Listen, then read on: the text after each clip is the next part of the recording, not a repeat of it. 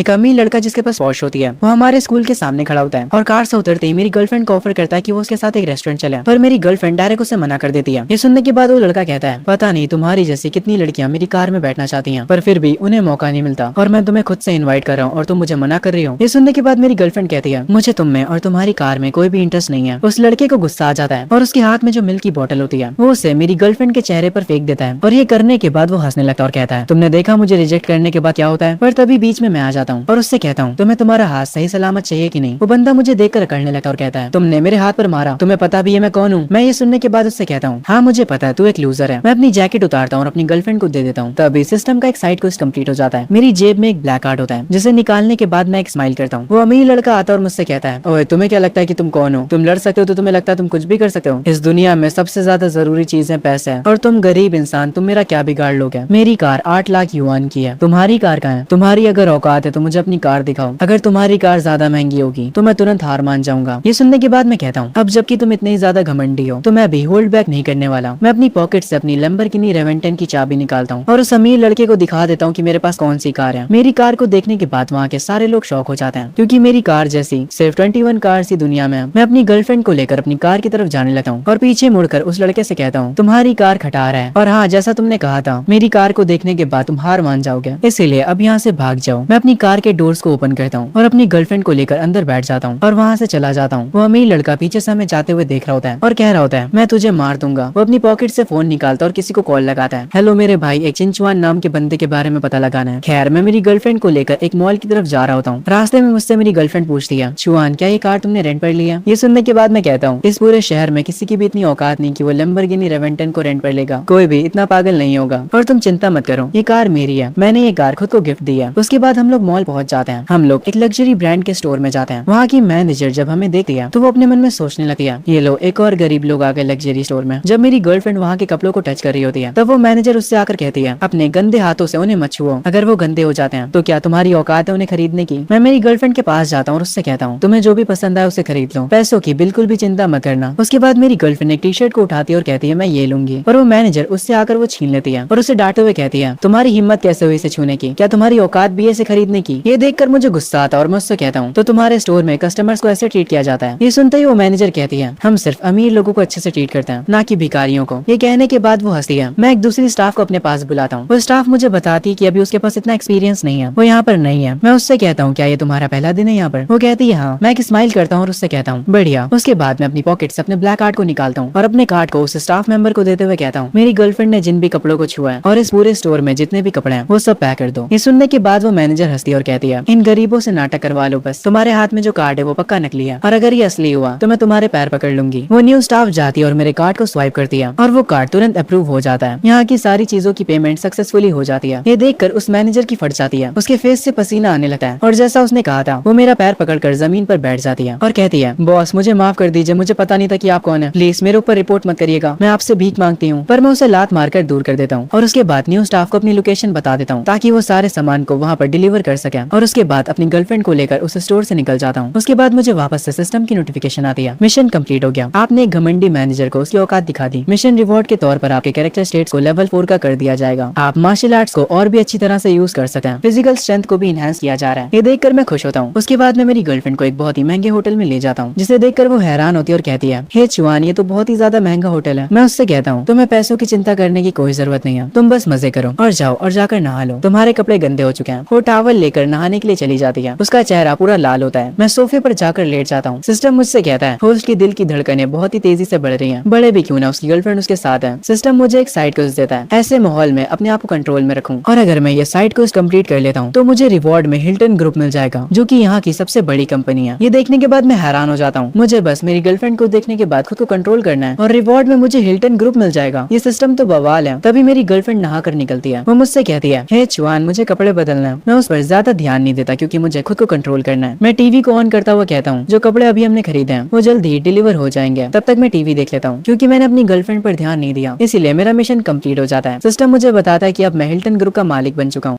थोड़ी देर बाद Hilton group की एक सेक्रेटरी मेरे होटल में आती है और मुझसे कहती है कि आप ही मिस्टर चिंचुआन है। मैं उससे कहता हूँ हाँ मैं ही हूँ, तुम अंदर आ जाओ। वो मुझे कुछ डॉक्यूमेंट्स देते हुए कहती है मैं हिल्टन ग्रुप की सेक्रेटरी हूँ, ये कंपनी का ट्रांसफर एग्रीमेंट है, प्लीज इस पर साइन कर दीजिए। मैं साइन कर देता हूँ और उस कागज को फेंक देता हूँ। ये देखने के बाद वो सेक्रेटरी अपने मन में कहती है इस होटल का पूरा माहौल देखने के बाद मुझे समझ आ गया, तुम बस एक बिगड़े हुए लड़के हो जिससे लड़कियों के अलावा और कुछ नहीं पसंद। किसने सोचा था कि तुम अचानक से हिल्टन ग्रुप के मालिक बन जाओगे। खैर आगे वो सेक्रेटरी कहती है मिस्टर चुआन, ग्रुप में एक इंपॉर्टेंट मीटिंग जल्दी ही होने वाली है, आपका वहाँ पर होना जरूरी है। पर ये सुनने के बाद मैं कहता हूँ मेरे पास छोटी मोटी चीजों के लिए टाइम नहीं है, किसी मैनेजर को कह दो कि वो सब हैंडल कर ले और अब से मुझे परेशान मत करना। ये सुनने के बाद वो सेक्रेटरी अपने मन में कहने लगती है इसने हिल्टन ग्रुप को छोटी मोटी चीजें कहा, ये इस पूरी कंट्री की सबसे बड़ी कंपनी है। आगे मैं उस सेक्रेटरी से कहता हूँ क्या तुम्हारे पास और कुछ बताने के लिए है? अगर तुम्हारे पास बताने के लिए कुछ नहीं बचा है तो तुम यहाँ से जा सकती हो, मुझे और मेरी गर्लफ्रेंड को डिस्टर्ब मत करो। ये सुनने के बाद उस सेक्रेटरी को गुस्सा आता है, वो मुझे एरोगेंट बोलती है और अपने मन में मुझे गालियां देते हुए यहाँ से चली जाती है। उसे ऐसे देखकर मैं कहता हूँ ये औरत काफी गुस्सैल है पर इसका फिगर काफी अच्छा है। उसके बाद मेरी गर्लफ्रेंड आकर मुझसे पूछती है ये औरत जो यहाँ पर आई थी वो कौन है। मैं उसे बताता हूँ कोई भी नहीं, बस एक वर्कर, चलो इस होटल के रेस्टोरेंट चलते हैं खाना खाने। आगे हम लोग उस बहुत ही लग्जरी रेस्टोरेंट में जाते हैं पर वहाँ का जो गार्ड होता है वो हमें रोक लेता है। वो मुझे बताता है कि एक फॉरेनर अमीर आदमी ने इस पूरे रेस्टोरेंट को ऑलरेडी बुक कर रखा है और ये जगह सिर्फ अमीरों के लिए है। मैं उससे कहता हूँ ये तुम्हारा कैसा बकवास रूल है। वो गार्ड मुझसे कहता है सर वो फॉरेनर हमारे इंटरनेशनल गेस्ट हैं, हमें उनके कल्चर की रिस्पेक्ट करनी चाहिए, आप लोग तो यहाँ के लोकल लोग हैं। उसी रेस्टोरेंट में एक स्ट्रीमर डिनर कर रही होती है और वो ये बात सुन लेती है। उसे काफी गुस्सा आता है, वो तुरंत उस गार्ड के पास जाती है और कहती है ये यहाँ का कैसा डबल स्टैंडर्ड है, तुम हमारी खुद की कंट्री के लोगों को अच्छे से ट्रीट नहीं कर रहे हो और बाहर के लोगों को इतने अच्छे से ट्रीट कर रहे हो। वो लड़की ये सब लाइव स्ट्रीम पर बताती है और ये सुनने के बाद लाइव स्ट्रीम पर जितने भी व्यूवर्स होते हैं उन सबको काफी गुस्सा आता है। वहाँ का स्टाफ कह रहा होता है इसे रिकॉर्ड करना बंद करो। तभी ये हंगामा देखते हुए तुरंत वहाँ का मैनेजर यहाँ आता है और उस एम्प्लॉय को एक लात मारता है और मेरे पास आकर अपना सर झुकाता है और उस एम्प्लॉय से कहता है तुम पागल हो क्या, ये हमारे सबसे खास मेहमान है मिस्टर चिंचुआन, जल्दी इनसे माफी मांगो। ये सुनने के बाद मैं कहता हूँ माफी मांगने की कोई जरूरत नहीं है। पता नहीं क्यों मुझे देखने के बाद उस रेस्टोरेंट के सारे अमीर लोग जल जाते हैं। एक मोटा अमीर आदमी कहता है इस रेस्टोरेंट के स्टैंडर्ड कितने लो हो चुके हैं, अब गरीब लोग भी हमारे साथ बैठकर डिनर करेंगे। तभी मेरे पास एक वेटर आता है और मुझे मेन्यू पकड़ाता है। मैं उससे कहता हूँ यहाँ पर जो भी सबसे बढ़िया उसे लेकर आओ। ये सुनने के बाद वो वेटर कहता है सर यहाँ का सबसे बढ़िया आइटम 2 लाख युआन तक जाता है। मैं उससे कहता हूँ तुम्हें क्या लगता है कि मैं उसे अफोर्ड नहीं कर सकता। वेटर कहता है नहीं नहीं सर मेरा वो मतलब नहीं था, वैसे आप ड्रिंक्स में क्या लेना चाहेंगे। वही अमीर आदमी जो कि मेरी टेबल के आगे बैठा होता है वो कहता है उससे पूछने में अपना वक्त क्यों बर्बाद कर रहे हो, उसके लिए स्प्राइट ले आओ और क्या। मैं उस आदमी की बातों पर ध्यान नहीं देता और कहता हूँ 2 बोटल्स ले आओ 1974 की रोमेनी कॉन्टी की। ये सुनने के बाद वो आदमी जो कि पानी पी रहा होता है उसके मुंह से पानी तक बाहर आ जाता है। वो अपनी उंगली को मेरी तरफ पॉइंट आउट करते हुए कहता है तुमने जो अभी अभी ड्रिंक ऑर्डर करी है उसका टोटल 4,80,000 युआन होता है, क्या तुम्हारी इतनी औकात भी है। मेरी गर्लफ्रेंड मुझसे कहती है चुआन ये सच में काफी महंगी ड्रिंक है, इससे रहने देते हैं। मैं अपनी गर्लफ्रेंड से कहता हूँ अगर तुम्हारे पास पैसे हैं तो कोई भी चीज महंगी नहीं है। हम उसी स्ट्रीमर को देखते हैं जिसे हमने पहले देखा था। वो लाइव स्ट्रीम कर रही होती है और अपने मन में कह रही होती है मुझे अभी तक कोई भी सुपर चैट नहीं आई है। मैं अपना फोन खोलता हूँ और उसी लड़की की लाइव स्ट्रीम को देखने लग जाता हूँ क्योंकि यही वो लड़की थी जो कि मेरे लिए खड़ी हुई थी। तो मैं इसे एक छोटा सा गिफ्ट तो दे ही सकता हूँ। जैसे ही मैं ये सोचता हूँ तुरंत मुझे सिस्टम पर एक क्वेस्ट मिल जाता है, आपको इसे अच्छे से शुक्रिया बोलना है और 1 लाख की सुपर चैट्स भेजनी है। इसके रिवॉर्ड में आपको 1 लाख टिकटॉक कार्निवल्स मिलेंगे। आपको इस स्ट्रीमर को नंबर 1 स्ट्रीमर बनाना है। ये देखने के बाद मैं अपने मन में कहता हूँ 1 लाख की सुपर चैट्स करते करते मेरे हाथ दुख जाएंगे, फिर भी कोई ना, चलो इस स्ट्रीमर को नंबर 1 स्ट्रीमर बनाते हैं। मैं उस स्ट्रीमर को सुपर चैट्स भेजना स्टार्ट कर देता हूँ। ये देखकर वो स्ट्रीमर खुश हो जाती है और मुझे शुक्रिया बोलने लगती है, पर ये तो सिर्फ शुरुआत है। मैं उसे बार बार सुपर चैट्स भेजता जाता हूँ। मैं उसे इतनी सुपर चैट्स भेजे जा रहा होता हूँ कि उसकी पूरी स्क्रीन गिफ्ट से भर जाती है। ये देखकर वो बहुत ही ज्यादा हैरान हो जाती है। मैं अभी भी रुकता नहीं हूँ और बार बार सुपर चैट्स किए जा रहा था। वो स्ट्रीमर मुझे बार बार शुक्रिया बोलने लगती है। जिस प्लेटफॉर्म पर वो स्ट्रीम कर रहे होते हैं वहाँ का सिस्टम क्रैश होने लगता है। जो वहाँ के एम्प्लॉइज होते हैं वो कह रहे होते हैं कि सिस्टम ओवरलोड हो चुका है। दूसरा एम्प्लॉय बताता है किसी लाइव स्ट्रीम पर कोई भर भर के गिफ्ट्स भेज रहा है, सिस्टम इतनी सारी सुपर चैट्स को हैंडल नहीं कर पा रहा है। सिस्टम इतना ज्यादा ओवरलोड हो जाता है कि उन लोगों को बैकअप सर्वर्स पर स्विच करना पड़ता है। वो लोग समझ जाते हैं कि कोई पैसों में अंधा आदमी ये सब कर रहा है। मैंने अभी तक सिर्फ 154 गिफ्ट्स ही भेजे हैं और अभी से मेरा हाथ दुखने लगा है। अभी भी बहुत सारे गिफ्ट्स बचे हैं, ये कितना ज्यादा मुश्किल है। तभी मेरी गर्लफ्रेंड को कॉल आता है, उससे अर्जेंटली कहीं पर जाना होगा। मैं उससे कहता हूँ ठीक है मैं तुम्हें वहाँ पर छोड़ दूंगा, पर मेरी गर्लफ्रेंड कहती है तुम चिंता मत करो मैं कैब से चली जाऊंगी। मैं उससे कहता हूँ ठीक है सही से जाना। उसके बाद मैं वहाँ के मैनेजर को बुलाता हूँ क्योंकि हम दोनों ने उन ड्रिंक्स को अभी तक नहीं पिया होता, इसीलिए मैं उस मैनेजर से कहता हूँ वहाँ पर जो लाइव स्ट्रीमर बैठी है ये बोटल्स उसे दे दो और उससे कहना कि मेरे लिए बोलने के लिए तुम्हारा शुक्रिया। मैनेजर वैसे ही करता है जैसा मैंने कहा था। वो उन बोटल्स को उठाता है और उस लाइव स्ट्रीमर की तरफ जाने लगता है। वो जाकर वो बोटल्स को उस लाइव स्ट्रीमर को देते हुए कहता है मिस्टर चिंचुआन ने आपके लिए ये भेजा है, वो आपका शुक्रिया बोलना चाहते हैं, उनके लिए बोलने के लिए। ये देखकर वो स्ट्रीमर हैरान हो जाती है। वो अपनी चैट से पूछती है चैट आखिर किस तरह की वाइन है। उसके जो व्यूवर्स होते हैं वो उसे बताते हैं ये सबसे महंगी वाइन है, रोमेनी कॉन्टी 1974। इसकी 2 बोटल्स का प्राइस 4,80,000 युआन है। ये सुनने के बाद वो स्ट्रीमर खामोश हो जाती है। मैं उस रेस्टोरेंट से निकल जाता हूँ और अपनी ब्रैम्पटन को ड्राइव कर रहा होता हूँ। तभी मैं नोटिस करता हूँ कि ये कार मेरा पीछा कर रही है। मैं अपनी कार की स्पीड बढ़ाता हूँ पर वो कार बार बार मेरी कार पर ठोकर मारे जा रही होती है। मैं सब समझ जाता हूँ कि ये कार मेरे पीछे किसने भेजी है। ये पक्का कल वाला वही अमीर लड़का होगा। मैं अपनी कार की स्पीड को और तेज करता हूँ और कहता हूँ, अगर तुम खेलना चाहते हो तो आओ चलो खेलते हैं। हमारी कार की स्पीड की वजह से हमारी कार बार बार आपस में टकरा रही होती है। उसकी वजह से आखिर में हमारी कार बहुत ही जोर से टक्कर खाती है। मेरी और उसकी कार जाकर डिवाइडर से टकरा जाती है। पता नहीं कब वो बंदा अपनी कार से निकलकर वहाँ से भाग जाता है। सारे लोग इस एक्सीडेंट को देख रहे होते हैं पर सबसे ज्यादा जिस चीज पर उनका ध्यान होता है वो मेरी कार पर होता है। सब लोग काफी हैरान होते हैं और कहते हैं, ये तो लैम्बोर्गिनी रेवेंटन है, एक 15 मिलियन की कार। क्या इस कार का ओनर ठीक होगा? मैं बिल्कुल ठीक होता हूँ क्योंकि सिस्टम की वजह से मेरी बॉडी ऑलरेडी इनहेंस हो चुकी है। मैं उस कार का डोर खोलकर बाहर आता हूँ। मुझे देखकर सब लोग हैरान हो जाते हैं क्योंकि मैं काम होकर अपनी कार पर बैठा हूँ और अपना फोन बाहर निकालता हूँ। मुझे ऐसा काम देखकर वो सब हैरान थे। वो लोग कह रहे होते हैं, ये बंदा गॉड तो नहीं है? ये बंदा कितना ज्यादा अमीर है, इसकी कार पूरी तरह से तबाह हो चुकी है और ये आराम से बैठकर फोन चला रहा है। क्या सारे अमीर लोग ऐसे ही होते हैं? तभी भीड़ में से एक रिपोर्टर निकल कर आती है। वो मुझसे कहती है, सर मैं एक न्यूज रिपोर्टर हूँ, क्या आप मुझे बता सकते हैं कि यहाँ पर अभी क्या हुआ है और क्या आप ठीक हैं? मैं उससे कहता हूँ, हाँ मैं बिल्कुल ठीक हूँ, ये बस एक छोटा सा एक्सीडेंट है। वो रिपोर्टर मुझसे कहती है, आपकी कार लैम्बोर्गिनी रेवेंटन है, आपको बुरा नहीं लग रहा कि ये पूरी तरह से टूट गई? मैं उससे कहता हूँ, ये वैसे भी थोड़ी पुरानी हो गई थी और ये कार मुझे इतनी पसंद भी नहीं है। मैं उस रिपोर्टर से कहता हूँ, बस अब बहुत बातें हो गई। उसके बाद मैं कैब को बुलाता हूँ और उस कैब में बैठकर यहाँ से जाने लगता हूँ। वो रिपोर्टर पीछे से कह रही होती है, अभी इंटरव्यू खत्म नहीं हुआ है सर। वो तुरंत मेरी कैब के पीछे भागती है पर उसका पैर टकरा जाता है जिसकी वजह से उसके घुटने पर चोट लग जाती है पर वो फिर भी नहीं रुकती। वो तुरंत एक टैक्सी को बुलाती है और उसमें बैठ जाती है। वो उस टैक्सी से मेरी कैब का पीछा करने के लिए कहती है। जो कैब होती है वो मेरे घर पर आकर रुकती है। मैं अपने गेट पर अपना फेस दिखाता हूँ। उसके तुरंत बाद वो गेट खुल जाता है। मेरे पीछे एक टैक्सी भी आई होती है पर मेरे घर का जो गार्ड होता है वो उसे रोक देता है। वो कहता है कि अंदर जाना मना है पर वो रिपोर्टर कहती है, मैं मिस्टर चिंचुआन की फ्रेंड हूँ और मेरा उनसे मिलना बहुत ही जरूरी है। वो गार्ड मुझे कॉल करता है और मुझसे कहता है, सर एक लड़की आई जो कि खुद को आपका दोस्त बता रही है, क्या हम उसे अंदर जाने दें? मैं अपने घर में बैठा सीसीटीवी कैमरा से उस लड़की को देखता हूँ और उसे पहचान जाता हूँ। मैं गार्ड से कहता हूँ, ठीक है उसे अंदर आने दो। जब वो मेरे विला में एंटर करती है तो वो लड़की हैरान हो जाती है मेरे आलीशान विला को देखकर। वो मेरे पास आती है और मुझसे कहती है, आपका पीछा करते करते मेरे पैर में चोट लग गई, असल में मैं आपका इंटरव्यू लेना चाहती हूँ। मैं उसके पास आता हूँ और नीचे बैठकर उसके पैरों को देखने लगता हूँ। पैरों को देखने का तरीका थोड़ा अजीब है पर ठीक है कोई ना। वो मुझसे कहती है कि आप क्या कर रहे हैं? मैं उससे कहता हूँ, शांत रहो, अगर तुम अपनी चोट को और बढ़ाना नहीं चाहती हो। मैं उसे घर के अंदर ले जाता हूँ, उसे सोफे पर बैठाता हूँ और एक मेडिसिन बॉक्स लेकर आता हूँ। मैं उससे कहता हूँ कि अपनी स्टॉकिंग्स को उतार दे ताकि मैं उसकी चोट पर दवाई लगा सकूँ। वो काफी हैरान होती है। मैं उससे कहता हूँ, जल्दी करो मुझे सोना भी है। वो अपनी स्टॉकिंग्स को थोड़ा नीचे करती है। उसके बाद मैं उसकी चोट पर मेडिसिन लगाता हूँ और मेडिसिन लगाने के बाद मैं उससे कहता हूँ, इंटरव्यू को भूल जाओ, मुझे स्पॉटलाइट में आना पसंद नहीं है। वो लड़की उठकर मुझसे कहती है, पर सर अगर मैंने ये इंटरव्यू नहीं लिया तो मेरी जॉब खतरे में आ जाएगी। मैं उससे कहता हूँ, आखिर तुम्हारी इस जॉब की सैलरी कितनी है? वो कहती है 20,000। मैं उससे कहता हूँ, अपनी उस जॉब को भूल जाओ, मेरा ये घर बहुत ही ज्यादा बड़ा है, मुझे मेरे घर के लिए एक हाउसकीपर चाहिए। अब से तुम यहाँ की हाउसकीपर हो, तुम्हें सैलरी में 1 लाख युआन मिलेंगे और साथ ही में तुम यहाँ पर रह भी सकती हो। 1 लाख महीना सुनकर वो लड़की हैरान हो जाती है। तभी मुझे सिस्टम पर एक और मिशन आता है। आपका मिशन एक्टिवेट हो चुका है, गोल्डन हाउस ब्यूटी। अगर आप हाउसकीपर को हायर कर लेते हैं तो आपको रिवॉर्ड में लाइफ एसेंस की एक बोतल मिलेगी जिससे सारी बीमारियां ठीक हो सकती हैं, यहाँ तक कि आप मरे हुए लोगों को भी जिंदा कर सकते हैं। मैं उस मिशन को देखता हूँ। उसके बाद मैं इस विला का एक्सेस कार्ड निकालता हूँ और उस लड़की को दे देता हूँ और कहता हूँ, तुम ऊपर जाकर कोई भी रूम ले सकती हो और आज रात तुम यहीं रुक सकती हो। ये सुनने के बाद वो लड़की शर्माने लगती है। वो अपने मन में कुछ और ही सोच रही थी। वो मुझसे कहती है, ये सब कुछ ज्यादा ही जल्दी नहीं हो रहा, मैं अभी ये सब करने के लिए तैयार नहीं हूँ। मैं उससे कहता हूँ, आखिर तुम सोच क्या रही हो?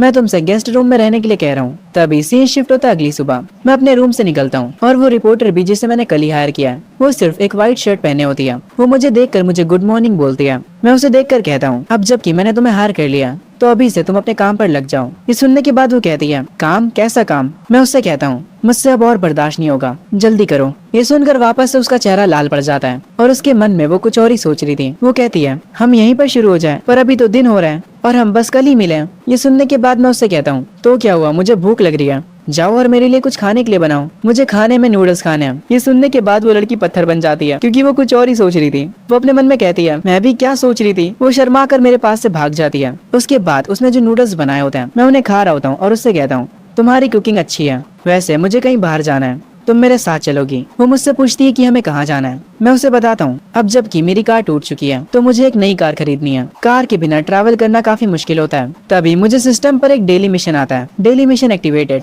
आप अपनी हाउसकीपर की सर्विस को एंजॉय करिए। और क्योंकि मैं पहले से उसके बनाए खाने को खा रहा होता हूँ, इसका मतलब हुआ कि मैं उसकी सर्विस को एंजॉय कर रहा हूँ, इसीलिए वो मिशन तुरंत कंप्लीट हो जाता है। और इसके रिवॉर्ड में मुझे BMW की डीलरशिप मिल जाती है, मतलब अब BMW का शोरूम भी मेरा है। ये देखकर मैं हल्की सी स्माइल करता हूँ। उसके बाद मैं और मेरी हाउसकीपर एक टैक्सी में बैठकर BMW के शोरूम में आते हैं। पर जैसे ही हम उस शोरूम के अंदर जाते हैं, वहाँ की एक स्टाफ हमें देखकर भागते हुए आती है और कहती है, ओए बिना परमिशन के तुम लोग कुछ भी छूना मत, ये बहुत ही ज्यादा महंगी कार्स हैं। अगर गलती से भी तुमसे कोई भी कार पर स्क्रैच लग जाता है तो तुम अपनी पूरी जिंदगी उसके पैसे भरते रह जाओगे। पर मैं उस स्टाफ की बात पर ध्यान नहीं देता और एक कार को जाकर चेक करने लगता हूँ। और मैं अपनी हाउसकीपर से कहता हूँ, ये कार काफी बढ़िया है, तुम इस कार का इस्तेमाल कर सकती हो ग्रोसरीज लाने में। ये सुनकर मेरी हाउसकीपर हैरान हो जाती है और कहती है, ग्रोसरीज लाने के लिए इतनी महंगी कार? ये सुनकर वहाँ की स्टाफ हंसने लगती है और कहती है, तुम लोग क्या मजाक कर रहे हो? BMW M4 को तुम इस्तेमाल करोगे ग्रोसरीज लाने के लिए? तभी उस शोरूम का मैनेजर आता है और वो भी ये बात सुन लेता है। वो मुझसे कहता है, बच्चे अपना नाटक कहीं और जाकर करना। मैं उस मैनेजर से कहता हूँ, ये डीलरशिप मेरी है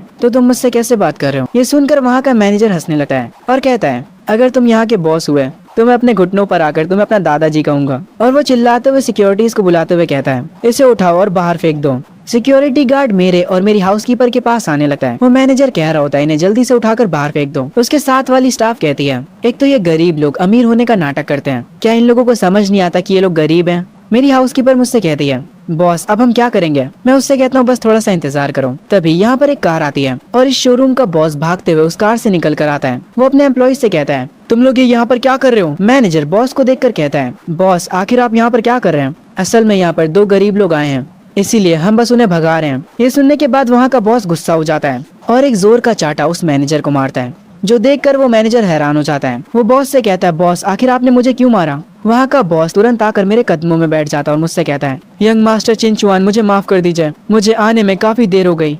मैं ही इस शोरूम का पुराना मालिक हूँ, सारे पेपर वर्क कम्प्लीट हो चुके हैं, अब से ये डीलरशिप आपकी है। मैं उससे कहता हूँ, तो यहाँ के मालिक तुम थे?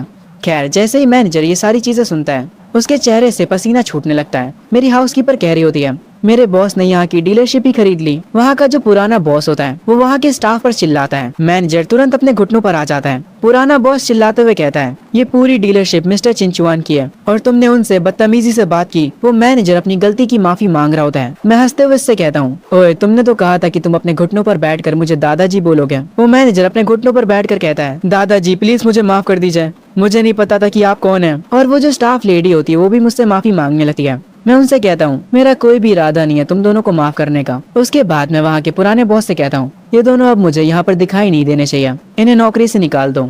वो लोग रोते हुए अभी भी माफी मांग रहे होते हैं। वहाँ का पुराना बॉस कहता है, जैसा आप कहे यंग मास्टर, मैं इन्हें तुरंत नौकरी से निकाल देता हूँ और इन्हें ब्लैक लिस्ट भी कर देता हूँ। इन दोनों को अब कहीं भी काम नहीं मिलेगा। सिक्योरिटी उन दोनों को उठाकर बाहर फेंकने के लिए ले जा रही होती है। वो लोग अभी भी मुझे दादाजी बुला रहे होते हैं और मुझसे माफी मांग रहे होते हैं। जो कार मैंने पसंद करी थी उस कार की चाबी मैं पुराने बॉस से ले लेता हूँ और उससे अपनी हाउसकीपर को दे देता हूँ और उससे कहता हूँ, ये लो तुम्हारी ग्रोसरी कार। वैसे मुझे भी एक कार चाहिए ताकि मैं अपने स्कूल जा सकूँ। वहाँ का बॉस मुझे कार्स दिखाने लगता और कहता है, यंग मास्टर हमारे पास BMW A8 पड़ी है, क्या आप उसे देखना चाहेंगे? मेरी हाउसकीपर अभी भी शौक में होती है कि सिर्फ ग्रोसरीज खरीदने के लिए मैंने उसे इतनी महंगी कार दिला दी। खैर आगे मैं उस BMW A8 को परचेज कर लेता हूँ और अपने स्कूल के लिए निकल जाता हूँ। तभी सिस्टम से मुझे एक मिशन मिलता है, मुझे 30 मिनट के अंदर स्कूल पहुँचना है और इसके रिवॉर्ड में मुझे एक प्राइवेट जेट मिलेगा। यार ये कितना खतरनाक सिस्टम है, छोटे छोटे मिशन के बदले इतने महंगे रिवॉर्ड्स।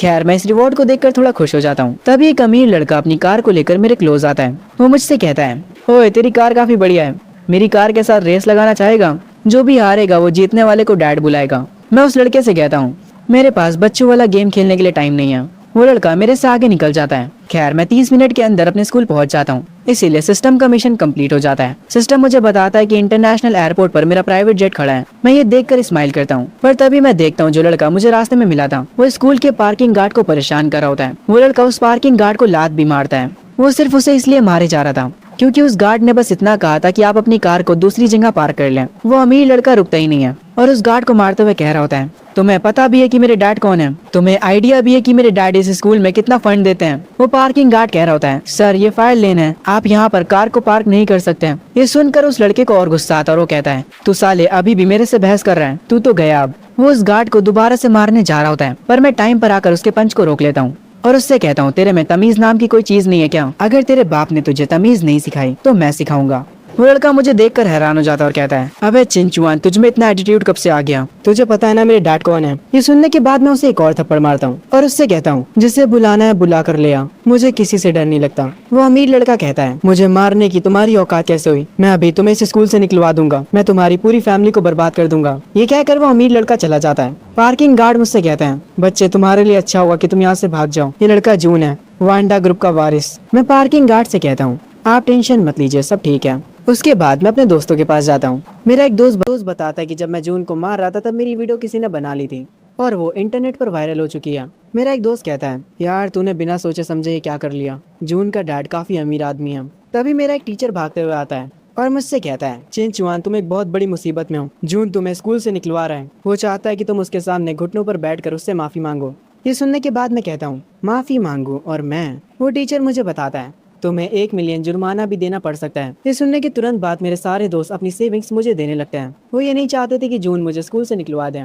मैं उन सबका शुक्रिया बोलता हूँ, पर उनसे ये भी कहता हूँ कि मैं गलत नहीं हूँ। टीचर मुझे बताता है, जून के डैड असल में स्कूल को 50 मिलियन का डोनेशन देने वाले थे, इसीलिए स्कूल जून के डैड की बात नहीं टालेगा, स्कूल तुम्हें निकाल सकता है। सेम शिफ्ट होता है प्रिंसिपल ऑफिस में। एक स्टूडेंट प्रिंसिपल को बताता है, प्रिंसिपल मिस्टर ली आ चुके हैं और उनके साथ बहुत सारे बॉडीगार्ड्स भी आए हुए हैं। प्रिंसिपल कहते हैं, मिस्टर ली को अकेला अंदर भेजो। मिस्टर ली गुस्से में अंदर आते हैं और प्रिंसिपल पर चिल्लाते हुए कहते हैं, मैं स्कूल में इतना डोनेशन देता हूँ पर फिर भी मेरे लड़के को यहाँ पर मारा जा रहा है। जून भी अपने डैड के साथ आया होता है और वो प्रिंसिपल को अपनी कंडीशन दिखाने लगता है। जून के डैड कहते हैं, मैं कुछ भी सुनना नहीं चाहता, उस लड़के को तुरंत स्कूल से निकाल दो, वरना जो मैं 50 मिलियन का डोनेशन देने वाला हूँ वो मैं नहीं दूंगा। वहाँ पर खड़ा एक स्टूडेंट कहता है, प्रिंसिपल सर हमें लैब के लिए पैसे चाहिए, आप चिंचुआन को स्कूल से निकाल दीजिए। तभी मैं प्रिंसिपल ऑफिस में एंट्री मारता हूँ और आते ही कहता हूँ, तुम सब तो ऐसे चिल्ला रहे हो जैसे सब्जी मंडी में आए हो। जून अपने डैड से कहता है, डैड ये वही लड़का है। जून का डैड कहता है, मैं सिर्फ एक कॉल करूंगा और तेरी जिंदगी बर्बाद हो जाएगी। ये सुनने के बाद मैं कहता हूँ, हाँ तो करना कॉल, तुझे रोका किसने? मेरा प्रिंसिपल मुझे माफी मांगने के लिए कहता है, पर मैं माफी क्यों मांगू? मैं एक चेयर पर बैठकर कहता हूँ, तुम सारे के सारे लोग पागल हो, मैं तुम्हें एक आखिरी मौका देता हूँ। तुम्हारे बेटे ने जिस गार्ड को मारा था वो उससे माफी मांगे और साथ में उसे 1 मिलियन का कंपनसेशन दे, और अगर तुम लोग ये नहीं करते हो तो मैं तुम्हारी पूरी फैमिली को बर्बाद कर दूंगा। मैं टाइमर स्टार्ट कर रहा हूँ, तुम्हारे पास बस 1 मिनट है। ये सुनने के बाद जून और उसके डैड हंसते हैं। वो लोग इस बात पर चिंचुआन का काफी मजाक बनाते हैं। जब ये लोग मेरा मजाक बना रहे होते हैं तब मैं अपनी घड़ी को वापस से चेक करता हूँ और उनसे कहता हूँ, अब सिर्फ 40 सेकंड्स बचे हैं। जून के डैड कहते हैं, ठीक है अब मैं तुझे बर्बाद कर दूंगा। वो एक कॉल लगाते हैं उस क्लोथ फैक्ट्री में जहाँ पर मेरे पेरेंट्स काम करते हैं। वो उन्हें वहाँ पर जॉब से निकलवाने की धमकी देते हैं। वो आदमी वहाँ के ओनर से बात करता है और मेरे मॉम डैड का नाम लेता है और कहता है कि उन्हें काम पर से निकाल दें।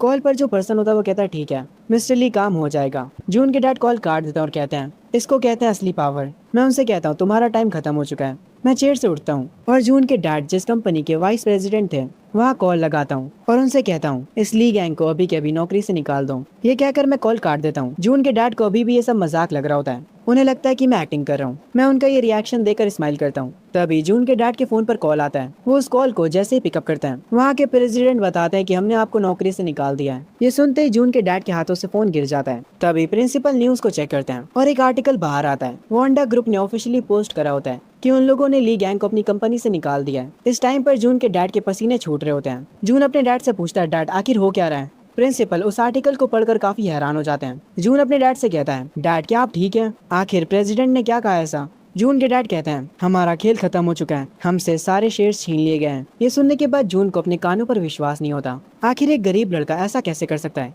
जून के डैड जून को थोड़ा पीटते हैं और कहते हैं, तू चुप कर दे, सब तेरी वजह से हुआ है। उसके बाद वो तुरंत अपने घुटनों पर गिर जाते हैं। वो मेरा पैर पकड़कर माफी मांगने लगते हैं। वो बहुत ही बुरी तरह से रो रहे होते हैं, पर मैं उन्हें एक लात मारता हूँ और खुद से दूर कर देता हूँ और कहता हूँ, यहाँ से निकल जाओ। वो अपना फोन उठाता है और कहते हैं, मेरे पास अभी भी बैकअप प्लान है, मेरे बैंक्स में अच्छी खासी सेविंग्स पड़ी हैं, मेरे पास अभी भी बहुत सारा पैसा है। तभी जून के डैड को बैंक से कॉल आती है, आपके सारे अकाउंट्स को फ्रीज कर दिया गया है। ये सुनकर वो और शॉक हो जाते हैं। वो अपने घुटनों पर वापस से बैठ जाते हैं। उनके लिए अब सब कुछ खत्म हो चुका है। कुछ ही देर में पुलिस आती है और जून और उसके डैड को पकड़ कर ले जाती है। जून चिल्ला रहा होता है, ये नहीं हो सकता, मुझे छोड़ दो, मुझे जाने दो। पर प्रिंसिपल काफी उदास लग रहे होते हैं और उसके बाद वो मुझसे जाने के लिए कहते हैं। मैं प्रिंसिपल से पूछता हूँ कि आखिरकार आप क्यों परेशान हैं? वो मुझे बताते हैं कि जून के डैड 50 मिलियन स्कूल को देने वाले थे, पर अब ऐसा नहीं हो सका। ये सुनने के बाद मैं कहता हूँ, वो बस 50 मिलियन ही तो देने वाले थे, इसमें इतनी उदास होने वाली क्या बात है? आप मुझे अपना अकाउंट नंबर दीजिए। प्रिंसिपल ये सुनकर थोड़ा हैरान होते हैं, पर वो मुझे अपना अकाउंट नंबर दे देते हैं।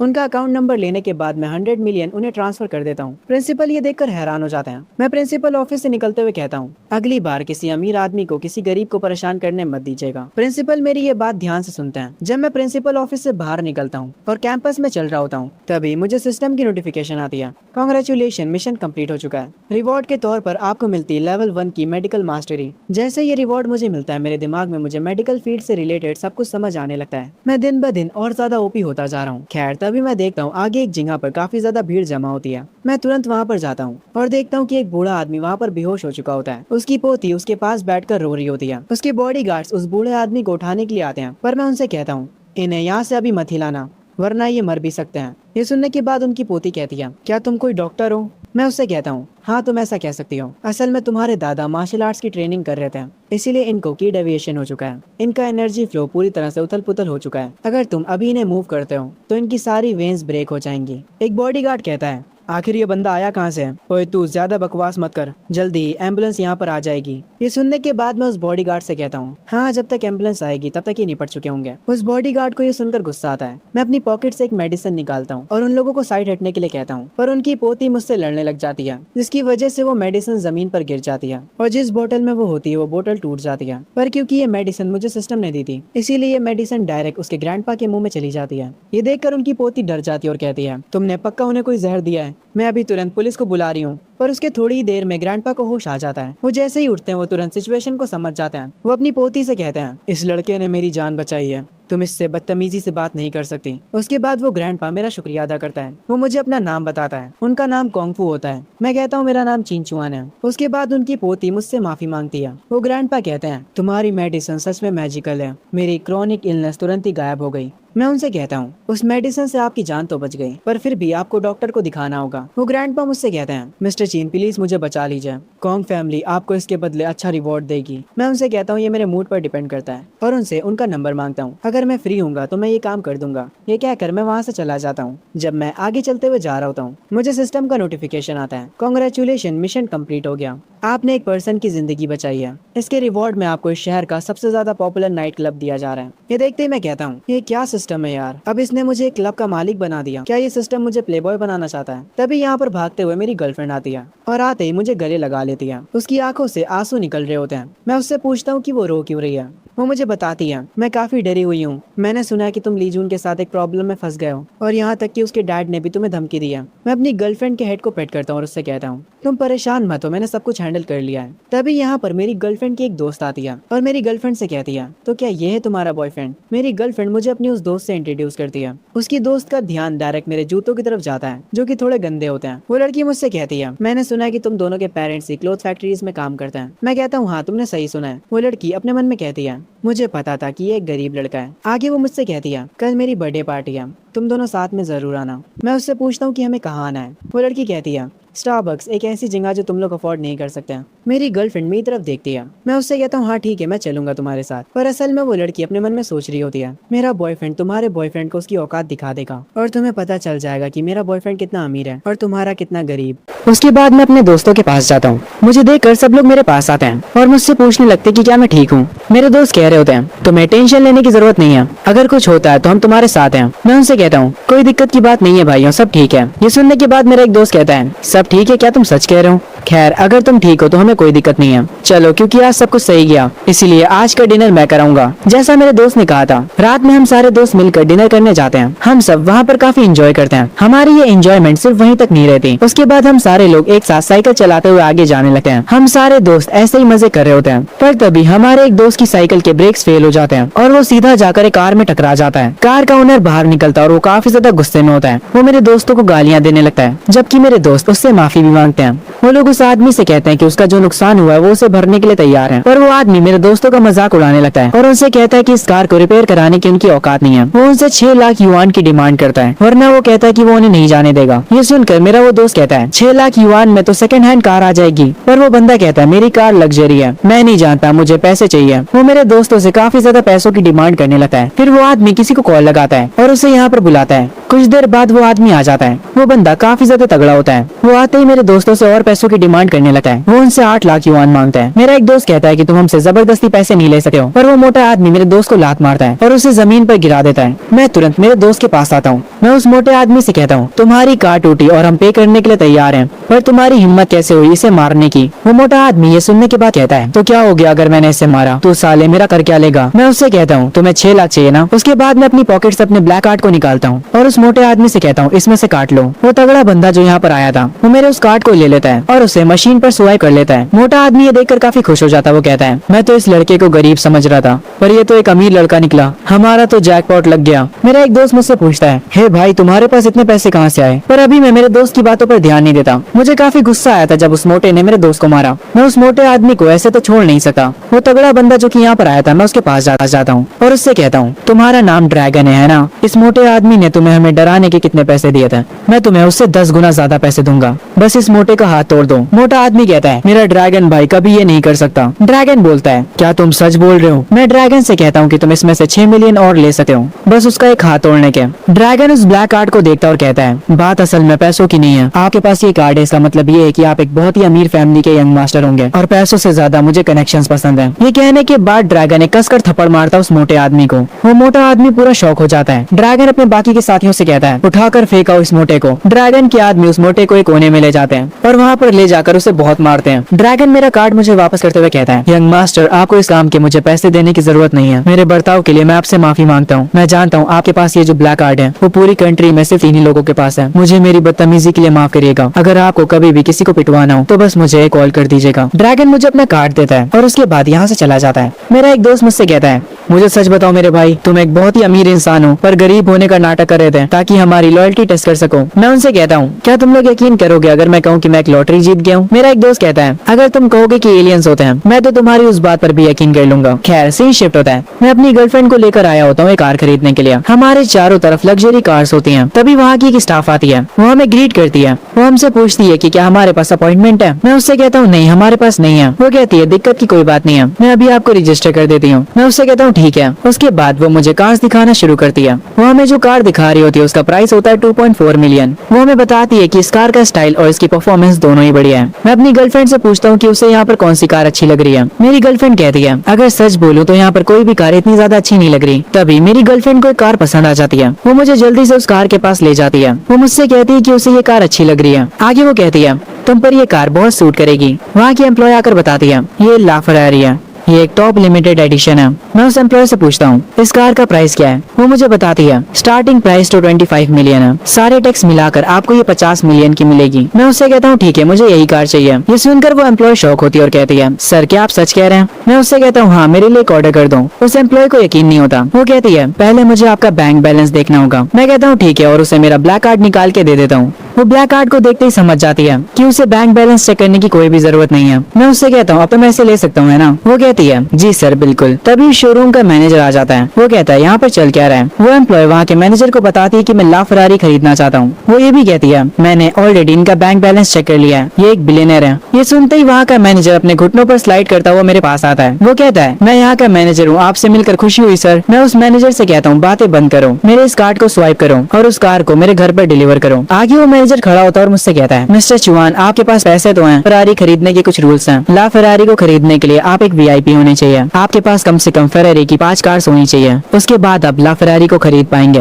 ये सुनने के बाद मेरी गर्लफ्रेंड कहती है, अरे कोई बात नहीं चुआन, हम रहने देते हैं। ये सुनने के बाद मैं कहता हूँ, मुझे 5 फरारी और चाहिए होंगी। मैनेजर कहता है, हाँ आपने सही कहा। ये सुनते ही मैं एक के बाद एक कार पर पॉइंट आउट करते हुए कहता हूँ, ठीक है मेरे लिए ये वाली कार भी कर दो और ये वाली भी और साथ में ये वाली भी और पीछे जो 2 कार्स हैं मुझे वो भी चाहिए। ये लो, मैंने टोटल 5 कारें सेलेक्ट कर ली। अब मेरे कार्ड को स्वाइप करो और जल्दी से पेमेंट कंप्लीट करो, इसके बाद तो मैं ला फरारी ले सकता हूँ है ना। ये सुनने के बाद वहाँ की एम्प्लॉय और वहाँ के मैनेजर दोनों का मुंह खुला का खुला रह जाता है। वो बहुत ही ज्यादा शॉक हो जाते हैं। मैं उनसे कहता हूँ, जल्दी पेमेंट करो यार। वहाँ की एम्प्लॉय अपने मन में सोच रही होती है, ये कोई आम अमीर इंसान नहीं है बल्कि ये बंदा गॉड ऑफ वेल्थ है। मैनेजर चिल्लाते हुए वहाँ की एम्प्लॉय से कहता है, शाओ शाओ जल्दी से जाकर पेपर वर्क हैंडल करो। वहाँ की एम्प्लॉय मुझसे कुछ ज्यादा इम्प्रेस हो जाती है। वो मेरे पास आकर कहती है, सर क्या आप मुझे वीचैट पर ऐड करना चाहेंगे। ऑफ कोर्स मैं वीचैट पर आपसे कार के बारे में बात करूंगी, पर आप मुझे कभी भी मैसेज कर सकते हैं। मैं उससे कहता हूँ, नहीं मुझे इसकी कोई नीड नहीं है। ये सुनकर वो एम्प्लॉय थोड़ा गुस्सा होती है खैर आगे आकर मैनेजर मुझे बताता है, यंग मास्टर, कार्स को डिलीवर होने में थोड़ा टाइम लगेगा। सारी कार्स की डिलीवरी करने में हमें अराउंड 3 महीने लग सकते हैं। ये सुनने के बाद मैं कहता हूँ, मुझे आज कहीं जाना था, बिना कार के मैं वहाँ कैसे जाऊँगा। तभी वहाँ की एम्प्लॉय मुझसे कहती है, आप मेरी मर्सिडीज ले जा सकते हैं। मैं उसकी उस मर्सिडीज को ले लेता हूँ और मेरी गर्लफ्रेंड की फ्रेंड की जहाँ पर बर्थडे पार्टी थी मैं उसे वहाँ पर लेकर आ जाता हूँ। जब मैं अपनी कार को बाहर पार्क करता हूँ तो अंदर से मेरी गर्लफ्रेंड की फ्रेंड उस कार को देखती है और उसका बॉयफ्रेंड भी। मेरी गर्लफ्रेंड की फ्रेंड कहती है, ये तो मर्सिडीज सी क्लास में आया है, बेचारी मेरी दोस्त का बॉयफ्रेंड कितना गरीब है। ये सुनकर उस लड़की का बॉयफ्रेंड हंसता है और कहता है, ऐसा मत कहो बेबी, एक गरीब स्टूडेंट के लिए मर्सिडीज सी क्लास को रेंट करना काफी बड़ी बात है। तभी हम लोग उस कैफे के अंदर आ जाते हैं। मेरी गर्लफ्रेंड की दोस्त मुझसे पूछती है, मैंने सुना था कि तुम लोग कार शॉपिंग के लिए गए हो, तो तुमने वहाँ पर जाकर कौन सी साइकिल पसंद की। मेरी गर्लफ्रेंड मुस्कुराते हुए कहती है, हमने फेरारी खरीदी है। उसकी फ्रेंड का जो बॉयफ्रेंड होता है ये सुनकर वो कहता है, हाँ हाँ तुमने फेरारी का टॉय मॉडल खरीदा है। मेरी गर्लफ्रेंड कहती है, मैं सच बोल रही हूँ, चुआन ने ला फेरारी खरीदी है। ये सुनकर वो बंदा हंसने लगता है और एक चश्मे वाला बंदा कहता है, तुम्हें पता भी है ला फरारी खरीदने के कुछ रूल्स हैं। उसके लिए तुम्हारे पास 5 फरारी ऑलरेडी होनी चाहिए, क्या तुम्हारे पास वो हैं? ये सुनकर मैं कहता हूँ, हमारे पास थी नहीं, इसीलिए हमने 5 फरारी खरीद ली। ये सुनकर वो लोग हंसने लगते हैं। उन लोगों को ये सारी बातें मजाक लग रही होती हैं। मेरी गर्लफ्रेंड की फ्रेंड उससे कहती है, शायान क्या तुम्हारा बॉयफ्रेंड पागल हो चुका है? ये सुनकर मेरी गर्लफ्रेंड थोड़ा उदास हो जाती है। तभी वो बंदा अपनी गर्लफ्रेंड को बर्थडे गिफ्ट देता है। वो उससे कहता है, हैप्पी बर्थडे चियान, ये है तुम्हारा बर्थडे गिफ्ट, लेटेस्ट एलवी का बैग। अपना बर्थडे गिफ्ट देकर चियान काफी खुश हो जाती है। उसका बॉयफ्रेंड मुझसे कहता है, अरे हमारे टाइकून चुआन जिसने अभी अभी 6 फरारी खरीदी हैं, वो चियान को बर्थडे पर क्या गिफ्ट देने वाला है। ये सुनकर मैं कहता हूँ, मैंने पहले तो कुछ प्लान नहीं किया था कि मैं क्या गिफ्ट दूंगा, पर क्योंकि मैंने अभी अभी 5 फरारी खरीदी हैं ताकि मैं ला फरारी को खरीद सकूं, इसीलिए उन 5 फरारी में से एक मैं तुम्हें दे दूंगा। ये सुनने के बाद चियान कहती है, कौन सी फरारी? मैं उसे वो सारे मॉडल्स बताता हूँ जो मैंने खरीदे हैं और उससे कहता हूँ, जब कार की डिलीवरी हो जाएगी तब तुम्हें जो पसंद हो वो ले लेना। ये सुनने के बाद चियान कहती है, तुम अब कुछ ज्यादा ही लंबी फेंक रहे हो। उसका बॉयफ्रेंड ये सुनकर हंसने लगता है और उसके साथ वाले बाकी लोग भी। एक लड़का मुझसे कहता है, हे चुआन क्या तुम्हें फरारी का प्राइस भी पता है? मेरी गर्लफ्रेंड मुझसे कहती है, इन लोगों की बातों पर ध्यान मत दो। खैर चियान का बॉयफ्रेंड कहता है, अब मेन पार्टी का टाइम हो चुका है,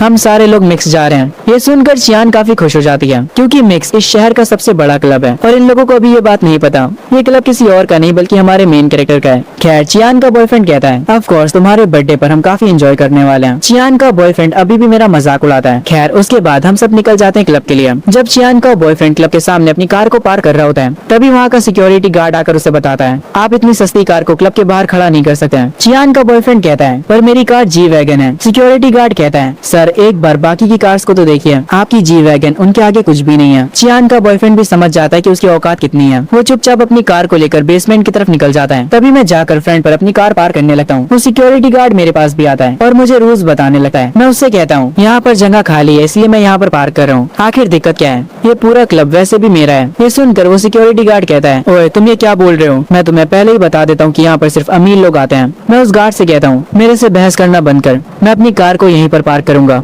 जाओ और जाकर अपने मैनेजर को यहाँ पर लेकर आओ, उससे कहना कि चिंचुआन आया है। वो गार्ड ये सुनने के बाद मैनेजर को कॉल करता है। पहले तो मैनेजर काफी एटीट्यूड में बोलता है, क्या काम है जो मुझे कॉल किया? तभी गार्ड बताता है, सर यहाँ पर एक कस्टमर आए जिनका नाम चिंचुआन है और वो आपसे मिलना चाहते हैं। ये सुनते ही वो मैनेजर भागते हुए अपने कैबिन से निकलता है और जल्दी से मेरे पास आता है। वो मुझसे आकर कहता है, मिस्टर चिंचुआन मेरा नाम शाओडाई है, आपको मुझे पहले ही बता देना चाहिए था कि आप आने वाले हैं। ये सुनकर मैं उससे कहता हूँ, क्या अब मैं अपनी हर बात तुझे बताऊंगा? वो मैनेजर गार्ड को डांटने लगता है और कहता है, तुम आखिर इनसे कैसे बात कर रहे थे? ये यहाँ के बॉस हैं। मैं उस मैनेजर से कहता हूँ, अगर तुम्हारी बातें खत्म हो गई हो तो यहाँ पर आकर मेरी कार को पार्क करो। मैनेजर कहता है, अभी आया सर। आगे वो मेरी कार को उस पार्किंग स्पॉट पर पार्क कर देता है और मेरे पास आकर कहता है, बॉस मैंने आपकी कार को पार्क कर दिया है, मैं आपके लिए अभी VIP रूम को तैयार करवाता हूँ। मैनेजर को ऐसा करता देख वहाँ के बाकी के सारे कस्टमर शॉक हो जाते हैं। तभी चियान और उसका बॉयफ्रेंड बेसमेंट में कार पार्क करके बाहर आ जाते हैं और कह रहे होते हैं, सस्ती कार्स को हम फ्रंट पर खड़ा नहीं कर सकते। मैं उन्हें कहता हूँ, तो जरा देखो तो मेरी मर्सिडीज तो डोर के सामने खड़ी है। ये देखने के बाद चियान कहती है, आखिर उन लोगों ने तुम्हें वहाँ पर कार पार्क कैसे करने दी? मेरी गर्लफ्रेंड कहती है, मैंने तुमसे कहा तो कि चियान यहाँ का ओनर है। ये सुनकर चियान का बॉयफ्रेंड वापस से हंसने लगता है। मेरी गर्लफ्रेंड वापस से थोड़ा निराश हो जाती है। उसका बॉयफ्रेंड कहता है, अरे चियान कुछ दिन बाद तो तू बोलेगा कि तू यहाँ का प्रेसिडेंट है। सब लोग हंसने लगते हैं। तभी चियान का बॉयफ्रेंड अपने एक जानने वाले बंदे से जाकर बात करता है और उससे पूछता है, ब्रदर ली क्या मेरा टेबल रेडी है? मेरे सारे दोस्त यहाँ आ चुके हैं। पर ब्रदर ली कहता है, आज कोई भी टेबल नहीं बचा। चियान का बॉयफ्रेंड कहता है, पर मैंने तो 2 दिन पहले बुकिंग करी थी ना, तो मेरा टेबल कहाँ गया? वो बंदा कहता है, किसी ने तुम्हारे टेबल के लिए 1 लाख युआन एक्स्ट्रा दे दिया, इसीलिए हमने उसे वो टेबल दे दिया। वैसे वैसे भी उस पर्सन के आगे तुम्हारी कोई औकात नहीं थी। क्या तुम खर्चा कर सकते हो 1 लाख युआन? ये सुनने के बाद चियान का बॉयफ्रेंड कहता है 1 लाख? 50,000 खर्चा करने में ही मेरा दिल दुखने लगता है। पर फिर भी वो उससे कहता है प्लीज ब्रदरली हमारे लिए कुछ तो जुगाड़ कर दो वरना मेरी नाक कट जाएगी। ब्रदरली कहता है कुछ बाहर सीट्स खाली पड़ी है, तुम उन्हें ले सकते हो और अब यहाँ से जाओ, मेरे पास और भी कस्टमर्स हैं हैंडल करने के लिए। तुम्हारा शुक्रिया ब्रदरली। उसके बाद वो चियान के पास वापस आता और कहता है एक बड़े आदमी ने हमसे हमारा टेबल ले लिया है। उसने 2 लाख युआन एक्स्ट्रा देकर वो टेबल ले लिया। मेरा दोस्त कुछ भी नहीं कर पाया पर मैंने उससे बात करी और वो हमें कुछ बाहर सीट्स देने के लिए तैयार हो गया। चलो सब लोग अंदर चलते हैं। ये सुनने के बाद मेरी गर्लफ्रेंड कहती है हमारे पास कोई टेबल नहीं है क्या? कोई बात नहीं, हम चियान के वीआईपी रूम में जा सकते हैं। ये सुनकर चियान को गुस्सा आ जाता है और वो कहती है हर टाइम अपने बॉयफ्रेंड के बारे में बात करना बंद करो शोयान। चियान का बॉयफ्रेंड मुझसे कहता है ओए गरीब, तुझे पता भी है मिक्स में कितना खर्चा होता है? कम से कम 5 लाख। तभी भागते हुए मिक्स का मैनेजर मेरे पास आता है और मुझसे कहता है बॉस हमने आपके वीआईपी रूम को रेडी कर दिया है। ये सुनने के बाद चियान का बॉयफ्रेंड हैरान रह जाता है। चियान अपने मन में सोचने लगती है मैंने तो एक बड़ी गलती कर दी अपने बॉयफ्रेंड का साथ देने के लिए। मैंने फरारी पारी पाने का मौका मिस कर दिया। खैर उसके बाद हम सारे के सारे लोग वीआईपी रूम की तरफ जाने लगे हैं। जब हम सब मेरे वीआईपी रूम में जाकर बैठ जाते हैं तब मेरे पास चियान आती है मुझे मस्का मारने के लिए। वो मुझसे कहती है फरारी की डिलीवरी 3 महीनों में हो जाएगी है ना? मैं उतना इंतजार कर सकती हूँ। ये सुनने के बाद मैं उससे कहता हूँ बहुत देर हो गई है, तुमने मौका गवा दिया है। चियान कहती है यंग मास्टर चियान, मैंने अपने बॉयफ्रेंड की वजह से आप पर शक करा। मैं सच में आपसे माफी मांगना चाहती हूँ और अगर आप मुझे माफ कर देते हैं तो आज रात मैं आपके लिए कुछ भी करने को तैयार हूँ। पर मैं ये सुनकर उससे कहता हूँ भग जाए यहाँ से, मुझे तुम में कोई इंटरेस्ट नहीं है। मेरे पास मेरी प्यारी गर्लफ्रेंड है। पर क्योंकि मैं चियान से ऊंची आवाज में बात कर रहा था ये देखकर उसके बॉयफ्रेंड को बहुत गुस्सा आ जाता है। वो मुझ पर चिल्लाने लगता है और कहता है तू 2 कौड़ी के आदमी, तेरी औकात कैसे हुई मेरी गर्लफ्रेंड से ऐसे बात करने की? मैं ये सुनने के बाद उससे कहता हूँ तू चिल्ला किस पे रहा है बे? वो मुझसे कहता है ये क्लब तेरा है इसलिए तू ज्यादा हवा में उड़ रहा है। पर मैं तुझे पहले ही बता दूं मैं तेरे से डरता नहीं हूँ। तुम्हारे पास बस ये एक छोटा सा क्लब है। चियान अपने बॉयफ्रेंड के पास वापस चली जाती है। उसका बॉयफ्रेंड उसे हक करते हुए कहता है आज रात तुम मेरे साथ रहो और कल परसों तक मैं फरारी तुम्हें खुद दिला दूंगा। ये सुनने के बाद चियान मुझसे कहती है तुम गरीब, तुम सच में अपनी औकात भूल रहे थे। मेरा बॉयफ्रेंड तुमसे कहीं ज्यादा अमीर है। चियान का बॉयफ्रेंड टेबल पर खड़ा होकर कहता है अब मैं तुम सबको एक ऐसी बात बताऊंगा जो सुनकर तुम्हारी फट जाएगी। मेरी फैमिली का जो 5 स्टार होटल है वो जल्दी एक बहुत बड़े ब्रांड का पार्टनर बनने वाला है। ये सुनकर उसके दोस्त पूछते हैं तुम्हारा होटल किस ब्रांड के साथ पार्टनरशिप करने वाला है? चियान का बॉयफ्रेंड कह रहा होता है जब वो पार्टनरशिप सक्सेसफुल हो जाएगी तब मेरे होटल की वैल्यू बहुत ही ज्यादा बढ़ जाएगी। जिस कंपनी के साथ हम पार्टनरशिप करने वाले हैं वो है हिल्टन ग्रुप, इस कंट्री की सबसे बड़ी कंपनी। इस पागल को अभी तक ये नहीं पता कि हमारे एमसी की कंपनी है, इसके बहुत बुरे लगने वाले हैं। खैर आगे ये कहता है हमारे होटल की पार्टनरशिप हिल्टन ग्रुप के साथ हो जाएगी तो मैं तुम्हारे इस क्लब के सामने एक अपना क्लब खोलूंगा और तुम्हारे सारे कस्टमर्स चुरा लूंगा और तुम्हें बर्बाद कर दूंगा। मैं इतने समय से बर्दाश्त कर रहा था पर इस बार इसकी बातें बर्दाश्त से बाहर चली जाती हैं। मैं तुरंत अपना फोन उठाता हूँ और इससे कहता हूँ मुझे माफ करना पर अब तुम बर्बाद होने वाले हो। ये सुनने के बाद वो बंदा अभी भी अकड़ में होता है। उसे लग रहा होता है कि मैं कुछ भी नहीं कर सकता हूँ। वो मुझसे कहता है अगर तेरी गर्लफ्रेंड कुछ समय के लिए मेरे पास आ जाए तो शायद से मैं तुझे माफ कर दूंगा। मुझे इसकी बात पर काफी गुस्सा आता है। मैं तुरंत अपनी हिल्टन कंपनी की सेक्रेटरी को कॉल करता हूँ और उससे कहता हूँ जो स्टेरी होटल नाम के प्लेस से तुम लोग पार्टनरशिप करने वाले हो उससे तुरंत अपनी डील तोड़ दो। ये सुनने के बाद मेरी सेक्रेटरी कहती है जैसा आप कहे मिस्टर चियान, हम तुरंत उन लोगों से अपनी डील खत्म कर देते हैं। उसके बाद मैं अपनी सेक्रेटरी से कहता हूँ इस डील को खत्म करने के बाद पूरी इंडस्ट्री में ये बात फैला दो जो भी स्टेरी होटल के साथ डील करेगा वो हमारा दुश्मन होगा। ये कहने के बाद मैं कॉल कट कर देता हूँ और चियान के बॉयफ्रेंड से कहता हूँ ओए मोटे, तेरी इतनी औकात की तू मेरी गर्लफ्रेंड के बारे में बुरा बोल रहा था। उस बंदे को अभी भी इस बात पर यकीन नहीं हो रहा होता पर तभी उसके फोन पर उसके डैड का कॉल आता है। उसके डैड फोन से चिल्लाते हुए उससे कहते हैं अबे मेरी पागल औलाद, ये तूने क्या कर दिया? आखिर तूने किस अमीर आदमी को नाराज कर दिया है? हिल्टन ग्रुप ने हमसे सारे कनेक्शन तोड़ दिए हैं। अब हम पूरी तरह से बर्बाद हो चुके हैं। हिल्टन ग्रुप की वजह से कोई भी कंपनी अब हमारे साथ डील नहीं करेगी और हिल्टन ग्रुप हमारी फैमिली पर अटैक भी करवा सकती है। ये सुनकर चियान के बॉयफ्रेंड के पसीने छूट जाते हैं। वो तुरंत मेरे आगे अपने घुटनों पर बैठ जाता है और मुझसे कहता है यंग मास्टर आखिर कौन है? मैं उसे बताता हूँ मैं हिल्टन ग्रुप का नया बॉस हूँ। तू एक छोटे से होटल के मालिक का बेटा मुझे अकड़ दिखा रहा था। मैं तेरी सारी बातें बर्दाश्त कर रहा था पर अब तेरा कुछ ज्यादा ही हो गया। इस टाइम पर चियान का जो बॉयफ्रेंड होता है उसे कुछ भी समझ नहीं आ रहा होता। वो एक टाइप से पागल हो चुका होता है क्योंकि अब उसका पूरा फैमिली बिजनेस बर्बाद हो चुका है। वो खुद को गालियाँ दे रहा होता है। ये सुनकर चियान भी शौक हो जाती है। वो भी नीचे जमीन पर बैठ जाती है क्योंकि उसने भी हमारे एमसी की बेइज्जती करी थी। अब उसे भी डर लगने लगता है। चियान के जो बाकी के सारे दोस्त होते हैं वो भी चुपचाप बैठ जाते हैं। उनकी भी अंदर ही अंदर फट रही होती है। मैं अपनी गर्लफ्रेंड का हाथ पकड़कर उसे उठाता हूँ और उन लोगों से कहता हूँ दोबारा कभी किसी ने मेरी गर्लफ्रेंड की बेइज्जती करी तो मैं उसको और उसकी पूरी फैमिली को बर्बाद कर दूंगा। ये कहकर मैं अपनी गर्लफ्रेंड को लेकर बाहर आ जाता हूँ। मेरी गर्लफ्रेंड मुझसे कहती है मैं वॉशरूम होकर आती हूँ, तुम आगे जाओ। तभी जब मैं आगे जा रहा होता हूँ सिस्टम की मुझे नोटिफिकेशन आती है कांग्रेचुलेशन, साइट कोर्स कंप्लीट हो गया। मिशन रिवॉर्ड के तौर पर आपको जीशिंग मीडिया के 50% शेयर्स मिलते हैं। इस बार सिस्टम ने मुझे 50% शेयर्स रिवॉर्ड दिए हैं, वो भी जीशिंग मीडिया के। कहा जाता है कि वहाँ के बॉस की जो बेटी है वो काफी ज्यादा खूबसूरत है। वैसे मेरी गर्लफ्रेंड इतना टाइम क्यों लगा रही है? तभी मुझे मेरी गर्लफ्रेंड मेरे आगे खड़ी दिख जाती है। वो थोड़ी परेशान लग रही होती है। मैं उससे जाकर पूछता हूँ तुम कुछ ठीक नहीं लग रही, तुम्हें क्या हुआ है, पर वो मुझे बताती है कि वो ठीक है, कोई दिक्कत की बात नहीं है। मैं उसका हाथ पकड़ता हूँ और उससे कहता हूँ मुझे नींद आ रही है, चलो घर चलते हैं, और उसे लेकर यहाँ से जाने लगता हूँ। खैर आगे हम देखते हैं एक मोटा बंदा ड्रिंक कर रहा होता है और वो काफी गुस्से में होता है। असल में वो एक बहुत ही ज्यादा सुंदर लड़की से मिला होता है। उसे वो लड़की काफी पसंद आती है और जिस लड़की की ये मोटा लड़का बात कर रहा है वो और कोई नहीं बल्कि हमारे एमसी की गर्लफ्रेंड थी। ये मोटा लड़का बताता है कि जब वो वॉशरूम से निकली थी तब इसने उसका हाथ पकड़ लिया था, पर एमसी की गर्लफ्रेंड ने इसे थप्पड़ मार दिया था। एक लड़की उस मोटे लड़के से पूछती है, बॉस चैन किसकी औकात हुई आपको थप्पड़ मारने की? वो मोटा लड़का बताता है कि व्हाइट ड्रेस में एक लड़की थी और वो एक ब्लैक कलर की स्कर्ट पहने हुई थी। तभी ये काले सूट वाला आदमी कहता है, उधर देखो क्या वो वही लड़की है?